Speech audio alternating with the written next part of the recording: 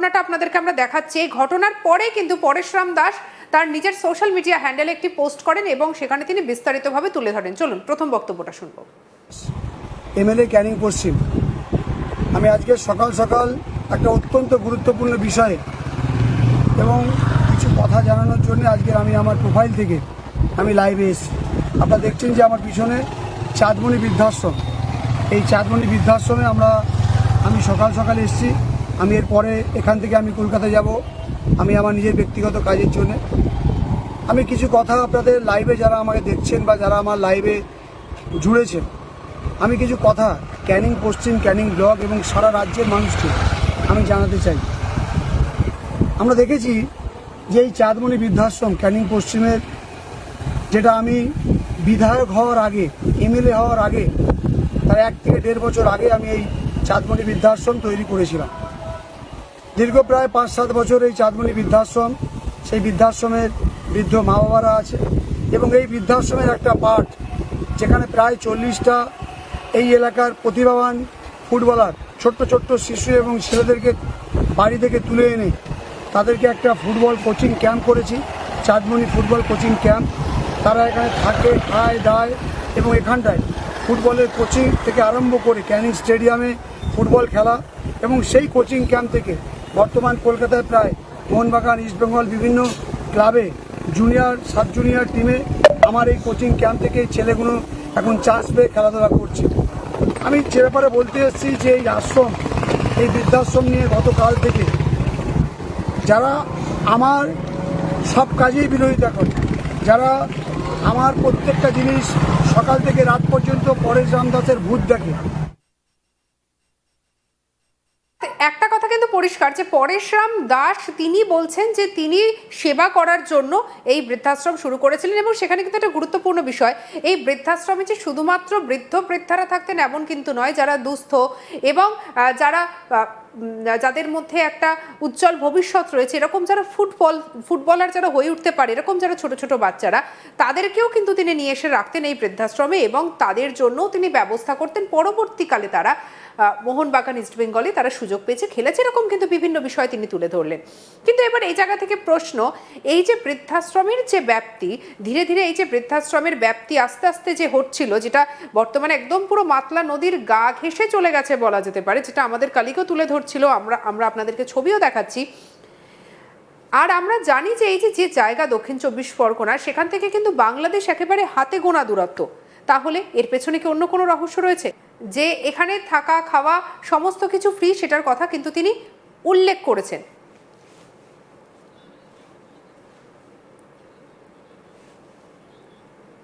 এই যে এটা হচ্ছে সোশ্যাল মিডিয়ায় তার পোস্ট করা ভিডিও এবং তিনি কিন্তু বারবার তিনি কিন্তু উল্লেখ করেছেন যে এখানে থাকা খাওয়া সমস্ত কিছু কিন্তু ফ্রি। এবারে আপনাদেরকে আমরা এই যে চাঁদমণি যে বৃদ্ধাশ্রম, তার এবারে ফেসবুক পেজটা আপনাদেরকে দেখাই যে ফেসবুক পেজ কি বলছে। চলুন ফেসবুক পেজটা দেখি। এই হচ্ছে এই যে চাঁদমণি সেবাশ্রম ফেসবুক অ্যাকাউন্টে কিন্তু এই ওল্ড এজ হোমের নাম চাঁদমণি সেবাশ্রম হিসেবে রয়েছে। এবারে দেখুন ক্যানিং টাউনে হচ্ছে এটি অবস্থিত, লেখা রয়েছে। এবারে তার যে পোস্ট হচ্ছে 2025 সেপ্টেম্বরে এই পোস্টটা করা হয়েছে দুর্গাপুজোর সময়।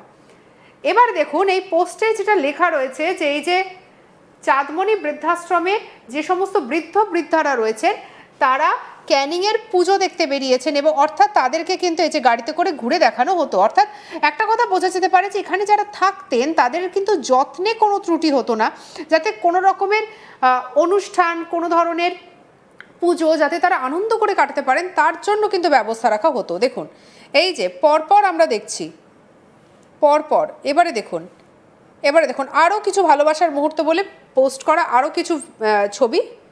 এই যে ফেসবুক পেজ, এই ফেসবুক পেজে দেখুন দেখা যাচ্ছে, এই দেখুন মমতা বন্দ্যোপাধ্যায়ের ছবি এবং এই যে চাঁদমণি সেবাশ্রম, সেই সেবাশ্রমে উদ্বোধন কিন্তু পুজোর উদ্বোধনও করেছিলেন মুখ্যমন্ত্রী মমতা বন্দ্যোপাধ্যায়। সেই কথা কিন্তু পরেশরাম দাস নিজে বলেছে, সেই বক্তব্য আমরা আপনাদেরকে শোনাবো। তবে এই যে দেখুন, এই যে আপনাদেরকে দেখাচ্ছি যে ভার্চুয়াল উদ্বোধনের বিষয়টাও কিন্তু বক্তব্য ইতিমধ্যেই আজকে জানিয়েছেন পরেশরাম দাস। এই দেখুন, এই দেখুন, এবং এই যে ভিডিওটা যেটা আমরা আপনাদেরকে একটু আগে দেখাচ্ছিলাম, এই যে পোস্ট করা ভিডিও, এই দেখুন বৃদ্ধাশ্রমের পেজ থেকেও কিন্তু এটা পোস্ট করা হয়েছে, যে ভিডিওটা আমরাও আপনাদেরকে একটু আগে আপনাদেরকে দেখাচ্ছিলাম, যে সোশ্যাল মিডিয়া পোস্ট। এই দেখুন, তারপরে দেখুন তারা কি কি ধরনের কাজ করেন। এই দেখুন, বিভিন্ন সময় দেখা যাচ্ছে যে শুধুমাত্র কিন্তু যত্নে রাখা নয়, তারই পাশাপাশি কিন্তু তাদেরকে কিন্তু যথেষ্ট যত্ন করে রাখা হতো, সেটা কিন্তু এই ফেসবুক পেজ সেই কথা বলছে, ফেসবুক পেজ তার প্রমাণ। কিন্তু অভিযোগটা কি, চলুন এবারে একজন বিজেপি নেতার অভিযোগ শুনবো, যে তাদের বক্তব্যটা ঠিক কি, তারা ঠিক কি বলছেন। দেখুন, ক্যানিং পশ্চিমের বিধায়ক, তৃণমূল বিধায়ক এখানে তার ক্ষমতা দেখিয়ে এমপি লেডের টাকা এবং জেলা পরিষদ পঞ্চায়েত সমিতির টাকা নিজের অর্থ বানিয়ে দিয়ে সেই টাকা খরচ করে নিজের নাম করে, নিজের মায়ের নাম করে চাঁদমণি আশ্রম বানিয়েছিল। তার বিরুদ্ধে আমরা লড়াই করেছিলাম যে সরকারি অর্থে সরকারি নদীর চর, নদীর গতিপথকে রুদ্ধ করে এই যে সরকারি প্রপার্টি বানানো হয়েছে, এটা কোনো ব্যক্তির নামে থাকতে পারে না। এটাকে আমরা রিকোয়েস্ট করেছিলাম যে এটা ভাঙার দরকার নেই, আমরা ভাঙায় বিশ্বাসী নই। আমরা চেয়েছিলাম সরকার এটা অধিগ্রহণ করুক, আমরা যে সরকার অধিগ্রহণ করে সরকার তার কাজে লাগাক, বৃদ্ধাশ্রম বানাবে না সরকারি কোনো দপ্তর করবে সেটা সরকার ঠিক করবে। জেলা প্রশাসন থেকে নির্দেশ এসছে এটা 15 দিনের মধ্যে খালি করতে হবে, এবং ততদিন পর্যন্ত বৃদ্ধাদের ভালো জায়গা, ভালো বৃদ্ধাশ্রমে শিফট করে দেবে আমাদের সরকার। এবং যতদিন এখানে বৃদ্ধারা থাকবে এই 15 দিনে খাওয়া পড়ার ব্যবস্থা জেলা প্রশাসন করবে। এখানে কোনো ব্যক্তি করবে না, এখানে কোনো বিজেপি নেতা করবে না, এখানে কোনো তৃণমূল নেতাকে ক্রেডিট নেবার জায়গা না।